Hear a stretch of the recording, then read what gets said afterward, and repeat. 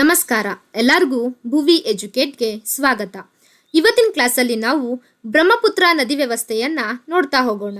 ಆದರೆ ಅದಕ್ಕೂ ಮುನ್ನ ನೀವಿನ್ನೂ ನಮ್ಮ ಚಾನಲ್ನ ಸಬ್ಸ್ಕ್ರೈಬ್ ಮಾಡಿಲ್ಲ ಅಂದರೆ ಈ ಕೂಡಲೇ ನಮ್ಮ ಚಾನಲ್ನ ಸಬ್ಸ್ಕ್ರೈಬ್ ಮಾಡಿ ಮತ್ತು ಬೆಲ್ ಬಟನ್ನ ಕ್ಲಿಕ್ ಮಾಡಿ. ಬ್ರಹ್ಮಪುತ್ರ ನದಿ ಟಿಬೆಟಿನ ಕೈಲಾಸ ಪರ್ವತದ ಹತ್ತಿರ ಮಾನಸ್ ಸರೋವರದ ಚಿಮಾಯುಂಗ್ ಡಂಗ್ ಎಂಬ ಸ್ಥಳದಲ್ಲಿ ಉಗಮವಾಗ್ತಕ್ಕಂಥ ನದಿಯಾಗಿದೆ.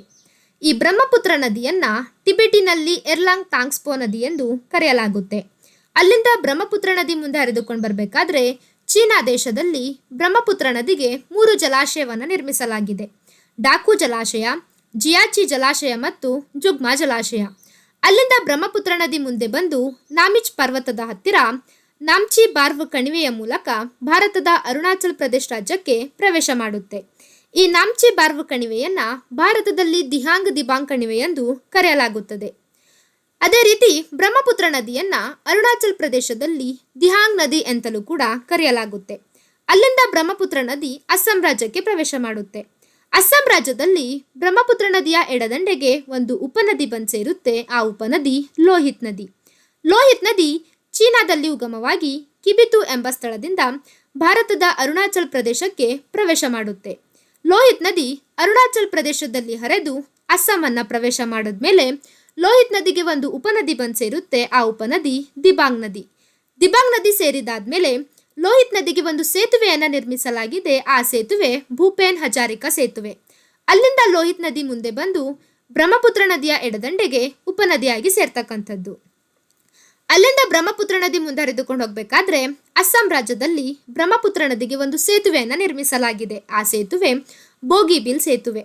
ಅಲ್ಲಿಂದ ಬ್ರಹ್ಮಪುತ್ರ ನದಿ ಮುಂದೆ ಹರಿದುಕೊಂಡು ಬರಬೇಕಾದ್ರೆ ಬ್ರಹ್ಮಪುತ್ರ ನದಿಯ ಎಡದಂಡೆಗೆ ಒಂದು ಉಪನದಿ ಬಂದು ಸೇರುತ್ತೆ. ಆ ಉಪನದಿ ಧನ್ಸಿರಿ ನದಿ. ಈ ಧನ್ಸಿರಿ ನದಿ ನಾಗಾಲ್ಯಾಂಡ್ ರಾಜ್ಯದಲ್ಲಿ ಉಗಮವಾಗ್ತಕ್ಕಂಥ ನದಿಯಾಗಿದೆ. ಅಲ್ಲಿಂದ ಬ್ರಹ್ಮಪುತ್ರ ನದಿ ಮುಂದೆ ಹರಿದುಕೊಂಡು ಬರಬೇಕಾದ್ರೆ ಮೇಘಾಲಯದಲ್ಲಿ ಉಗಮವಾಗಿರ್ತಕ್ಕಂತಹ ಕಪಿಲಿ ನದಿ ಬ್ರಹ್ಮಪುತ್ರ ನದಿಯ ಎಡದಂಡೆಗೆ ಉಪನದಿಯಾಗಿ ಸೇರ್ತಕ್ಕಂಥದ್ದು. ಅಲ್ಲಿಂದ ಬ್ರಹ್ಮಪುತ್ರ ನದಿ ಮುಂದೆ ಹರಿದುಕೊಂಡು ಹೋಗ್ಬೇಕಾದ್ರೆ ಬ್ರಹ್ಮಪುತ್ರ ನದಿಯ ಬಲದಂಡೆಗೆ ಒಂದು ಉಪನದಿ ಬಂದು ಸೇರುತ್ತೆ. ಆ ಉಪನದಿ ಸುಬನ್ಸಿರಿ ನದಿ. ಈ ಸುಬನ್ಸಿರಿ ನದಿ ಬ್ರಹ್ಮಪುತ್ರ ನದಿಯ ಬಲದಂಡೆಯ ಅತಿ ದೊಡ್ಡ ಉಪನದಿಯಾಗಿದೆ. ಅಲ್ಲಿಂದ ಬ್ರಹ್ಮಪುತ್ರ ನದಿ ಮುಂದೆ ಬಂದು 2 ಕವಲುಗಳಾಗಿ ಹರಿತಕ್ಕಂಥದ್ದು. ಬ್ರಹ್ಮಪುತ್ರ ನದಿ 2 ಕವಲುಗಳಾಗಿ ಹರಿಯುವ ಮೂಲಕ ಒಂದು ದ್ವೀಪವನ್ನು ಸೃಷ್ಟಿ ಮಾಡುತ್ತೆ. ಆ ದ್ವೀಪ ಮಜುಲಿ ದ್ವೀಪ. ಅದಾದ್ಮೇಲೆ ಬ್ರಹ್ಮಪುತ್ರ ನದಿ ಮತ್ತೆ ಒಂದಾಗಿ ಹರಿದು ಮುಂದೆ ಅಸ್ಸಾಂ ರಾಜ್ಯದಲ್ಲಿ ಹರಿದುಕೊಂಡು ಹೋಗ್ಬೇಕಾದ್ರೆ ಮತ್ತೆ 3 ಉಪನದಿಗಳು ಬಂದು ಸೇರ್ತಕ್ಕಂಥದ್ದನ್ನ ನೋಡ್ತೀವಿ. ಮೊದಲಿಗೆ ಮಾನಸ್ ನದಿ. ಮಾನಸ್ ನದಿ ಟಿಬೆಟ್ನಲ್ಲಿ ಉಗಮವಾಗಿ ಭೂತಾನ್ನಲ್ಲಿ ಹರಿದು ಭಾರತವನ್ನ ಪ್ರವೇಶ ಮಾಡಿ ಅಸ್ಸಾಂ ರಾಜ್ಯದಲ್ಲಿ ಬ್ರಹ್ಮಪುತ್ರ ನದಿಯ ಬಲದಂಡೆಗೆ ಉಪನದಿಯಾಗಿ ಸೇರುತ್ತೆ. ಈ ಮಾನಸ್ ನದಿಯನ್ನ ಭೂತಾನನ ಜೀವ ನದಿ ಎಂದು ಕರೆಯಲಾಗುತ್ತೆ. ಇನ್ನೊಂದು ಕೆಮಾಂಗ್ ನದಿ. ಇದು ಭೂತಾನ್ನಲ್ಲಿ ಉಗಮವಾಗಿ ಭಾರತಕ್ಕೆ ಪ್ರವೇಶ ಮಾಡಿ ಅಸ್ಸಾಮಲ್ಲಿ ಬ್ರಹ್ಮಪುತ್ರ ನದಿಯ ಬಲದಂಡೆಗೆ ಉಪನದಿಯಾಗಿ ಸೇರ್ತಕ್ಕಂಥದ್ದು. ಮತ್ತೊಂದು ಸಂಕೋಶ್ ನದಿ.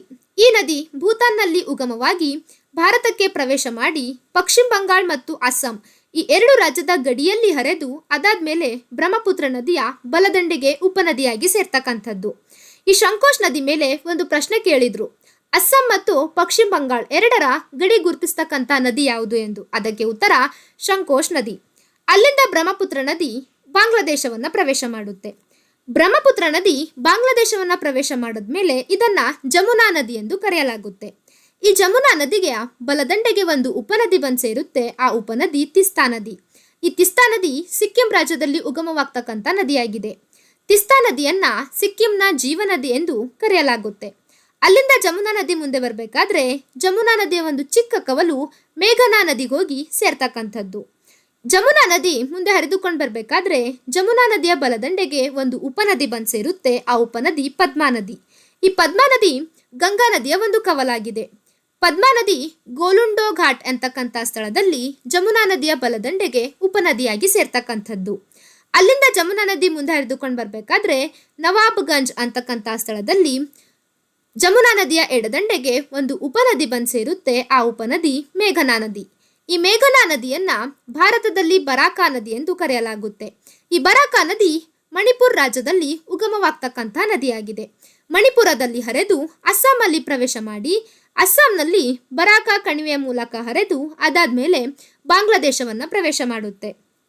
ಬಾಂಗ್ಲಾದೇಶವನ್ನ ಪ್ರವೇಶ ಮಾಡಿದ್ಮೇಲೆ ಬರಾಕಾ ನದಿಯನ್ನ ಮೇಘನಾ ನದಿ ಎಂದು ಕರೆಯಲಾಗುತ್ತೆ. ಈ ಮೇಘನಾ ನದಿಯ ಎಡದಂಡೆಗೆ ಒಂದು ಉಪನದಿ ಬಂದು ಸೇರುತ್ತೆ. ಆ ಉಪನದಿ ಫೆನಿ ನದಿ. ಈ ಫೆನಿ ನದಿ ತ್ರಿಪುರ ರಾಜ್ಯದಲ್ಲಿ ಉಗಮವಾಗಿರ್ತಕ್ಕಂಥ ನದಿಯಾಗಿದೆ. ಈ ಫೆನಿ ನದಿಗೆ ಒಂದು ಸೇತುವೆಯನ್ನ ನಿರ್ಮಿಸಲಾಗಿದೆ. ಆ ಸೇತುವೆ ಮೈತ್ರಿ ಸೇತುವೆ. ಅಲ್ಲಿಂದ ಈ ಮೇಘನಾ ನದಿ ಮುಂದೆ ಬಂದು ನವಾಬ್ಗಂಜ್ ಹತ್ತಿರ ಜಮುನಾ ನದಿಗೆ ಸೇರ್ತಕ್ಕಂಥದ್ದು.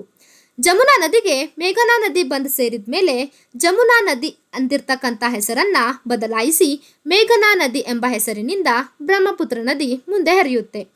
ಮುಂದೆ ಬಂದು ನೌಕಾಲಿ ಎಂಬ ಸ್ಥಳದಲ್ಲಿ ಬಂಗಾಳ ಕೊಲ್ಲಿಯನ್ನ ಸೇರ್ತಕ್ಕಂಥದ್ದು. ಇದಿಷ್ಟು ಬ್ರಹ್ಮಪುತ್ರ ನದಿ ಬಗ್ಗೆ ನೋಡಿದ್ವಿ. ಈ ಬ್ರಹ್ಮಪುತ್ರ ನದಿಯನ್ನ ಟಿಬೆಟಿನಲ್ಲಿ ಯರ್ಲಾಂಗ್ ತಾಂಗ್ಸ್ಪೋ ನದಿ ಎಂದು ಕರೆದ್ರೆ ಚೀನಾ ದೇಶದಲ್ಲಿ ಸಾಂಗ್ಪೋ ನದಿ ಎಂದು ಕರೆಯಲಾಗುತ್ತದೆ.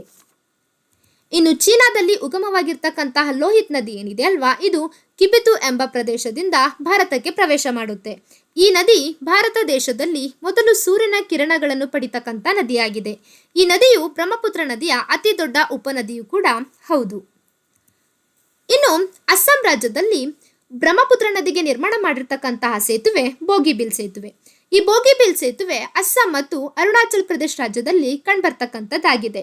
ಈ ಸೇತುವೆಯನ್ನ ಡಬಲ್ ಡೆಕ್ಕನ್ ಸೇತುವೆ ಎಂದು ಕರೆಯಲಾಗುತ್ತದೆ. ಕಾರಣ ಈ ಸೇತುವೆ ರಸ್ತೆ ಮತ್ತು ರೈಲು ಎರಡು ಮಾರ್ಗವನ್ನ ಹೊಂದಿರತಕ್ಕಂಥದ್ದು. ದೇಶದ ರಸ್ತೆ ಮತ್ತು ರೈಲು ಮಾರ್ಗ ಹೊಂದಿರತಕ್ಕಂಥ ಏಕೈಕ ಸೇತುವೆ ಬೋಗಿಬಿಲ್ ಸೇತುವೆ. ಇದರ ಉದ್ದ 4.9 ಕಿಲೋಮೀಟರ್. ಇದಿಷ್ಟು ಬೋಗಿಬಿಲ್ ಸೇತುವೆ ಬಗ್ಗೆ ನೋಡಿದ್ವಿ. ಇನ್ನು ಭೂಪೇನ್ ಹಜಾರಿಕಾ ಸೇತುವೆ. ಇದು ಲೋಹಿತ್ ನದಿಗೆ ಕಂಡುಬರ್ತಕ್ಕಂಥ ಸೇತುವೆ ಆಗಿದೆ. ಇದನ್ನ ಅಸ್ಸಾಂ ರಾಜ್ಯದಲ್ಲಿ ನಿರ್ಮಿಸಲಾಗಿದೆ. ಭೂಪೇನ್ ಹಜಾರಿಕಾ ಸೇತುವೆಯನ್ನ ತೋಲಿಂದ ಸಾದಿಯವರೆಗೂ ನಿರ್ಮಿಸಲಾಗಿರ್ತಕ್ಕಂಥದ್ದು. ಈ ಭೂಪೇನ್ ಹಜಾರಿಕಾ ಸೇತುವೆ ಭಾರತದ ಅತಿ ಉದ್ದವಾಗಿರ್ತಕ್ಕಂತಹ ಸೇತುವೆ. ಇದರ ಉದ್ದ 9.15 ಕಿಲೋಮೀಟರ್. ಇದಿಷ್ಟು ಭೂಪೇನ್ ಹಜಾರಿಕಾ ಸೇತುವೆ ಬಗ್ಗೆ ನೋಡಿದ್ವಿ. ಇನ್ನು ಅಸ್ಸಾಂ ರಾಜ್ಯದಲ್ಲಿ ಬ್ರಹ್ಮಪುತ್ರ ನದಿಗೆ ನಿರ್ಮಾಣ ಮಾಡಿರ್ತಕ್ಕಂಥ ಅಥವಾ ಸೃಷ್ಟಿಯಾಗಿರ್ತಕ್ಕಂತಹ ದ್ವೀಪ ಮಜುಲಿ ದ್ವೀಪ. ಈ ಮಜುಲಿ ದ್ವೀಪ ಜಗತ್ತಿನಲ್ಲಿ ನದಿಗಳಿಂದ ನಿರ್ಮಾಣವಾದ ಅತಿ ದೊಡ್ಡ ದ್ವೀಪವಾಗಿದೆ. ಇದರ ವಿಸ್ತೀರ್ಣ 1250 ಚದರ ಕಿಲೋಮೀಟರ್. ಈ ದ್ವೀಪವನ್ನ 2016ರಲ್ಲಿ ಜಿಲ್ಲಾ ದ್ವೀಪವೆಂದು ಘೋಷಿಸಲಾಯಿತು. ಇನ್ನು ಮಜುಲಿ ನವೀನ ವೈಷ್ಣವ ಪಂಥದ ತವರೂರು ಎಂದು ಕರೆಯಲಾಗುತ್ತೆ. ಮಜುಲಿ ದ್ವೀಪ ಆದ್ಮೇಲೆ ಬ್ರಹ್ಮಪುತ್ರ ನದಿಗೆ ಒಂದು ರೋಪ್ ವೇಯನ್ನ ನಿರ್ಮಿಸಲಾಗಿದೆ. ಈ ರೋಪ್ ವೇಯನ್ನ ಬ್ರಹ್ಮಪುತ್ರ ರೋಪ್ ವೇ ಎಂದು ಕರೆಯಲಾಗುತ್ತದೆ. ಇನ್ನು ಶಂಕೋಶ್ ನದಿಯನ್ನ ನೋಡಿದ್ವಿ. ಈ ನದಿ ರೈಮೋನೋ ರಾಷ್ಟ್ರೀಯ ಉದ್ಯಾನವನದ ಮೂಲಕ ಹರಿತಕ್ಕಂಥ ನದಿಯಾಗಿದೆ. ಬ್ರಹ್ಮಪುತ್ರ ನದಿ ಬಾಂಗ್ಲಾದೇಶವನ್ನ ಪ್ರವೇಶ ಮಾಡಿದ ಮೇಲೆ ಇದನ್ನ ಜಮುನಾ ನದಿ ಎಂದು ಕರೆಯಲಾಗುತ್ತೆ. ಈ ಜಮುನಾ ನದಿಗೆ ಮೇಘನಾ ನದಿ ಬಂದು ಸೇರಿದಾದ್ಮೇಲೆ ಜಮುನಾ ನದಿ ಹೋಗಿ ಮೇಘನಾ ನದಿ ಎಂಬ ಹೆಸರಿನಿಂದ ಹರಿಯಲು ಪ್ರಾರಂಭ ಮಾಡುತ್ತೆ. ಕೊನೆಯದಾಗಿ ಮೇಘನಾ ನದಿ ನೌಕಾಲಿಯ ಹತ್ತಿರ ಬಂಗಾಳ ಕೊಲ್ಲಿ ಸೇರ್ತಕ್ಕಂಥದ್ದನ್ನ ನೋಡ್ತೀವಿ. ಇದಿಷ್ಟು ಬ್ರಹ್ಮಪುತ್ರ ನದಿ ಬಗ್ಗೆ ನೋಡಿದ್ವಿ. ಈ ಕ್ಲಾಸ್ ನಿಮಗೆ ಇಷ್ಟ ಆಗಿದ್ರೆ ಲೈಕ್ ಮಾಡಿ, ಶೇರ್ ಮಾಡಿ ಮತ್ತು ಸಬ್ಸ್ಕ್ರೈಬ್ ಮಾಡಿ. Thank you.